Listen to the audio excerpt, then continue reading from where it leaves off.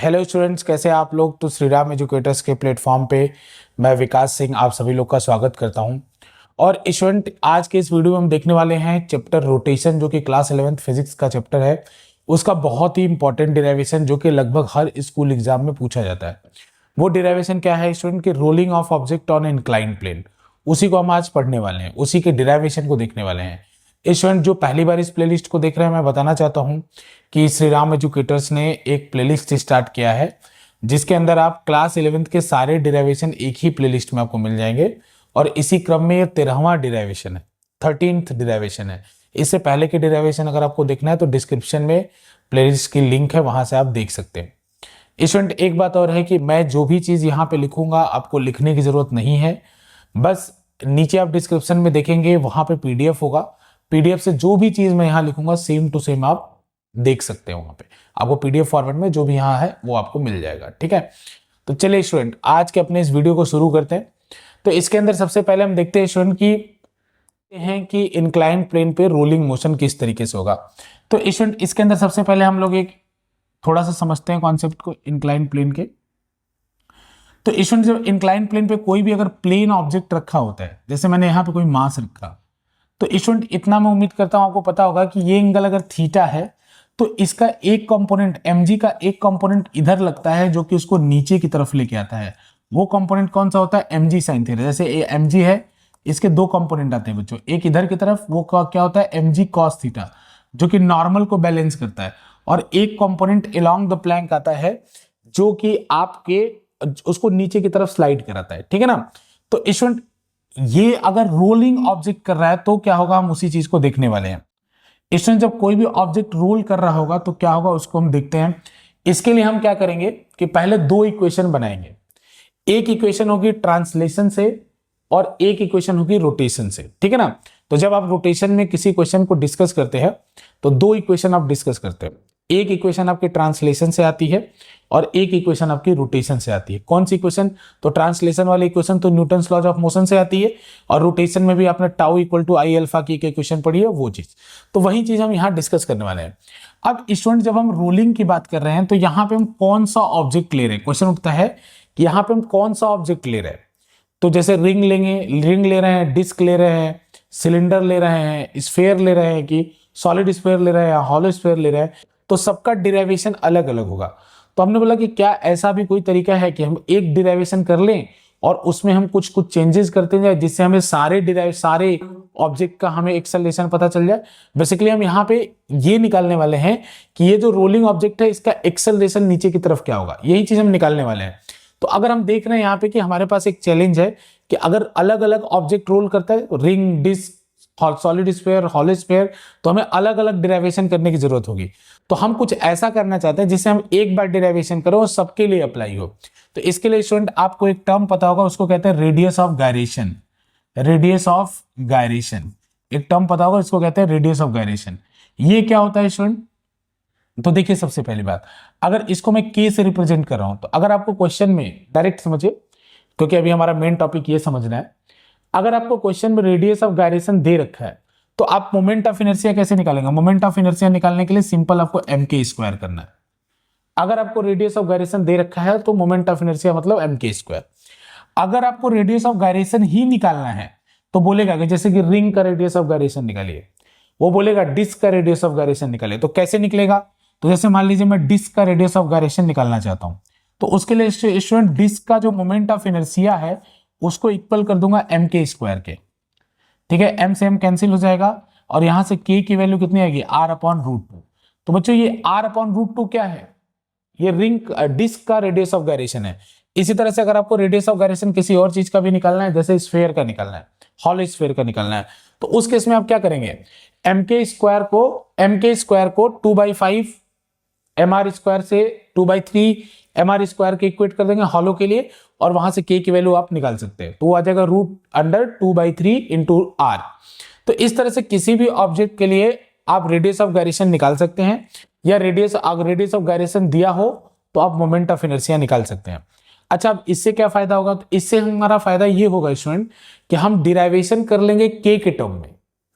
अभी हम जो डिराइवेशन करने वाले हैं किसके टर्म में कर लेंगे? के टर्म में। अब अगर आपको जो फाइनल रिजल्ट आ रहा है वो रिंग के लिए चाहिए तो आप के रिंग का डाल दीजिए, अगर आपको फाइनल रिजल्ट डिस्क के लिए चाहिए तो के डिस्क का डाल दीजिए, और निकालना मैंने आपको बता दिया है कि जिसका भी आपको के निकालना है उसका मोमेंट ऑफ इनर्शिया इक्वेट कीजिए, एम एम कैंसिल कीजिए, जो बचा वो उसका के होगा। तो इससे हमें फायदा है ना, एक बार हमें कर लिया मेहनत, बार बार मेहनत नहीं करना पड़ेगा। तो उसीलिए हम लोग ये मोमेंट ऑफ इनर्शिया या रेडियस ऑफ गायरेशन का कॉन्सेप्ट इस्तेमाल करते हैं। तो स्टूडेंट अभी कोई भी ऑब्जेक्ट हो, हम इसका अभी मोमेंट ऑफ इनर्शिया लिखेंगे आई इंटू एम के स्क्वायर। अब के की वैल्यू आप जिसके हिसाब से आप है वो डाल लीजिएगा, ठीक है स्टूडेंट। तो चलिए इसके फिजिक्स को डिस्कस करते हैं। तो स्टूडेंट जैसा कि मैंने आपको पीछे बताया कि इधर जब कोई भी ऑब्जेक्ट रोल करता है तो इसके नीचे की तरफ एक mg का कंपोनेंट आता है, वो कंपोनेंट कौन सा आता है, mg sin थीटा, ठीक है। तो इसके ऊपर फोर्स डिस्कस कर रहे हैं, आराम से फोर्स डिस्कस करिए स्टूडेंट। इसके ऊपर और एक फोर्स क्या लग रहा होगा, तो इस पॉइंट से इसके ऊपर एक नॉर्मल फोर्स भी लग रहा होगा, क्योंकि कॉन्टेक्ट में है तो नॉर्मल लगेगा ना। और क्या फोर्स लग रहा होगा इस पे स्टूडेंट, इस पे एक और फोर्स लग रहा होगा, फ्रिक्शन लग रहा होगा पीछे की ओर। क्यों पीछे की ओर लग रहा होगा, कि आगे की ओर रोल कर रहा है तो फ्रिक्शन पीछे की ओर लग रहा होगा आपका। तो ये तीन इसके ऊपर फोर्स लग रहे हैं, ठीक है ना। हालांकि mg लग रहा है तो इसका दो कंपोनेंट तोड़ दिया, एक mg cos थीटा और mg sin थीटा। तो mg cos थीटा किधर आएगा, वो कंपोनेंट इधर आएगा, अगर आप उसकी बात करें तो mg cos थीटा कंपोनेंट इधर आएगा। तो चलिए स्टूडेंट अब हम लोग इसके फिजिक्स को डिस्कस करते हैं। तो इसका एक्सेलरेशन, अब हम सबसे पहले ट्रांसलेशन की इक्वेशन लिखेंगे स्टूडेंट। तो ट्रांसलेशन की इक्वेशन में हम फोर्स लिखते हैं। तो अभी हमने देखा कि नीचे की तरफ फोर्स कितना है, mg sin थीटा, और उसको कम कौन कर रहा है, कम कर रहा है फ्रिक्शन। तो नीचे की तरफ नेट फोर्स कितना है, नीचे की तरफ कहने का मतलब along the plank net force कितना है, तो वह है mg sin theta minus F. तो न्यूटन सेकेंड लॉ के हिसाब से स्टूडेंट ये नेट फोर्स है, ये किसके इक्वल होगा, m इंटू ए के इक्वल होगा। तो यहां हमने कहा कि भाई mg sin theta minus F equal to M A, ये पहला समीकरण हमने, पहला इक्वेशन हमने कर लिया। अब दूसरा इक्वेशन है स्टूडेंट, ये इक्वेशन हमने कैसे बनाया, फोर्स से बनाया। अब दूसरे इक्वेशन की बारी हम इक्वेशन बनाएंगे टॉर्क से। तो देखो स्टूडेंट अगर मैं इस पॉइंट पे बैठ के टॉर्क कैलकुलेट करता हूं इस पॉइंट पे, तो देखो किसका किसका टॉर्क जीरो हो जाएगा। तो जो फोर्स उसी पॉइंट से पास हो जाए जिस पॉइंट के अबाउट आप टॉर्क कैलकुलेट कर रहे हैं, तो उसका टॉर्क कितना आता है, जीरो। तो देखो यहां पे जैसे mg sin थीटा का टॉर्क कितना होगा, जीरो। mg cos थीटा का टॉर्क कितना होगा, जीरो। नॉर्मल का टॉर्क कितना होगा, जीरो। समझ में आ रहा है बच्चों, नॉर्मल का भी टॉर्क कितना होगा, जीरो। लेकिन एफ का टॉर्क जीरो नहीं होगा। अगर इसका रेडियस आर है इस रोलिंग ऑब्जेक्ट का, तो केवल एफ का टॉर्क आएगा, और वो कितना आएगा, तो आएगा स्टूडेंट एफ इंटू आर। ये केवल एफ का टॉर्क आएगा और कितना आएगा, एफ इंटू आर। तो स्टूडेंट जैसे F net equal to M A होता है, वैसे tau net equal to I into alpha होता है, सेम टू सेम। एम का रोटेशनल इक्विवेलेंट क्या होता है, आई। ए का रोटेशनल इक्विवेलेंट क्या होता है, अल्फा। एफ का रोटेशनल इक्विवेलेंट क्या होता है, टॉर्क। तो टाउ नेट इक्वल टू, तो ये टाउ नेट मैंने निकाल लिया, नेट टॉर्क इसके ऊपर यही लग रहा है, और एक किसके इक्वल होगा, आई इंटू एल्फा के। तो स्टूडेंट आई की जगह मैं क्या लिख दूं, एम के स्क्वायर, आई मैंने बोला आपको एम के स्क्वायर लिख दूं, इंटू एल्फा लिख दूं। अब एक और बात बच्चों याद रखो कि रोलिंग कंडीशन क्या है, रोलिंग की कंडीशन क्या होती है। तो स्टूडेंट रोलिंग की जो कंडीशन होती है वो होती है कि भाई अगर कोई चीज आगे भी जा रही है और घूम भी रही है, तो VCM should be equal to R omega, या ACM is equals to R into alpha. A यानी ACM मतलब हमारा ए है यहाँ पे, ACM equal to R into alpha. तो स्टूडेंट मेरा एम क्या है, यहाँ पे एम है निकालना ए को, तो मैं यहां से अल्फा हटाना चाहता हूं। तो बच्चों यहां से अगर अल्फा देखोगे तो अल्फा कितना आएगा, अल्फा आएगा ACM बाई आर, यानी ए बाई आर। इस सिचुएशन में हमारा ए बाई आर, अल्फा की वैल्यू यहां पुट कर दीजिए स्टूडेंट। तो एफ इक्वल टू कितना हो जाएगा, R into M K square into A by R, ये आ जाएगा। तो मैं इसको थोड़ा ऊपर कर रहा हूँ स्टूडेंट इस स्लाइड को, ताकि हम यहीं पे रिजल्ट गेन कर लें, इसका यहीं पे लिख लें हम लोग रिजल्ट। अच्छा स्टूडेंट तो यहाँ एम के स्क्वायर, अच्छा तो यहां से एफ की वैल्यू निकाल लो। तो एफ की वैल्यू कितनी आएगी बच्चों, एफ की वैल्यू आएगी M into K square upon R square into A, ये आपकी एफ की वैल्यू आएगी। अब बच्चों इसको मैंने इक्वेशन सेकंड कहा, देखो मुझे एफ भी नहीं चाहिए था, फाइनल एक्सप्रेशन में मुझे एफ नहीं चाहिए, क्योंकि एफ एक वेरिएबल है। तो मैंने इस एफ को उठा के यहां पुट कर दिया, तो फाइनल इक्वेशन क्या बनेगा स्टूडेंट, फ्रॉम इक्वेशन 1 एंड 2 हमने क्या निकाला, एफ की वैल्यू को ऊपर पुट कर दिया। एफ की वैल्यू को अगर ऊपर पुट करेंगे तो कितना आएगा, mg sin theta minus m into K square upon R square into A is equals to M A. ठीक है स्टूडेंट, अब बस कुछ नहीं करना है स्टूडेंट, ए को एक साइड लेके चले जाओ और m को कैंसिल कर दो पहले, हर तरफ से कॉमन ले लो इधर से और m कैंसिल कर दो, तो a को एक तरफ लेके जाओ।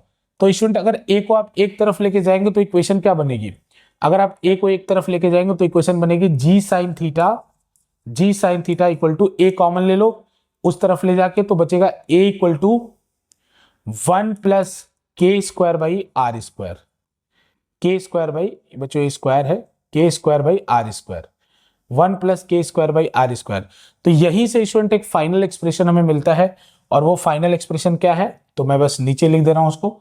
तो स्टूडेंट फाइनल एक्सप्रेशन यहां से आपको मिलेगा a equal to G sine theta upon 1 plus K square by R square, और ये बहुत ही इंपॉर्टेंट रिलेशन है, बहुत इंपॉर्टेंट रिलेशन, ठीक है। और स्टूडेंट कमाल की बात ये है, इसमें कमाल की बात ये है कि ये मास के ऊपर डिपेंड नहीं करता है, तो यानी आप छोटा रिंग ले चाहे बड़ा रिंग ले वो सेम टाइम पे नीचे आएगा, आप छोटा बॉल ले स्फेरिकल चाहे बड़ा बॉल ले वो सेम टाइम पे नीचे आएगा।